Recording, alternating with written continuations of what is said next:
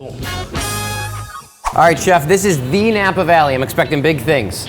So what are we doing today? And we're gonna kind of do a play on a Middle Eastern style tomato salad with bread and labna. You're speaking to a Lebanese guy, so that's right up my alley. Whatever varieties we could really get. And then you just use whatever you can get, whatever's fresh, whatever they're bringing. Whatever's good, yeah. Totally absolutely. seasonal. It's the best way for us to be. So we're just looking to cut the tomato thick slices because we're gonna marinate it with a little bit of sherry vinegar and olive oil. Okay, good. And then salt, really important. Probably pulls some of those moistures right out and kind of tenderizes them. Yeah.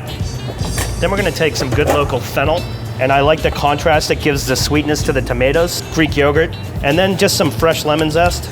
This is some fresh garlic. Okay. I think to stay traditional to where this dish would be from, you need that bite. Then just a little juice, pinch of salt, Okay. touch of pepper, and then we're just gonna mix that up with a spoon.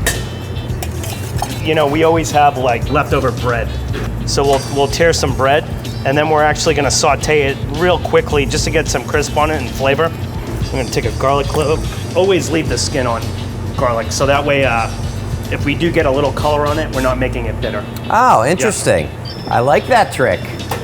And it's a good way to judge when your oil is hot too. Ooh, it's hot. I don't know how you chefs do it back here all day. Somebody has to. And we're just flipping this to make sure it doesn't take too much color. Yeah.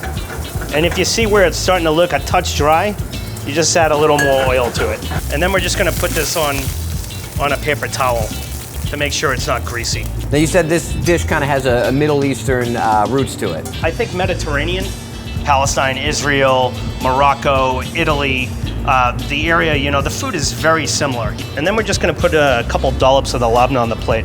It's nice and thick. You know, it's something where you can drag the tomato through it, Right. and then the bread, just sporadically on the plate. And then a couple other ingredients that we're gonna add to this, fennel pollen from here in Napa. This is coarse sea salt, because everything needs salt. Okay. And this is pimenta espelette. So this is from the Basque region of both Spain and France, and it's a dried red chili pepper. It's more smoky than spicy. This is anise hyssop. So we have the fennel, which is anise, we have the fennel pollen, and then we're just gonna tear some fresh anise hyssop, flowers and all. Wow, And look at that. it's got a really neat, light, licorice flavor. Lemon zest. Wow. I mean, you get the purple, the yellow, the red, the green. It's gorgeous. Thank you. That's it. That's it. I even hate to bother it. It just, you know, you can look at it all day. Oh, yeah. Oh, you know what? That spice is great. You know, and all these different colored tomatoes too, they all have variance in flavor. You know, some are higher in acid, some are sweeter.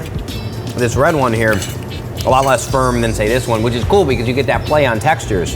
The thing I can't get over here is that little bit, how that little bit of spice does so much for the dish. Yeah. Absolutely gorgeous. Excellent. Awesome. Thank you. We paired this with the Sauvignon Blanc for a few reasons. The acidity in the tomatoes really needs a nice high acid wine to match it.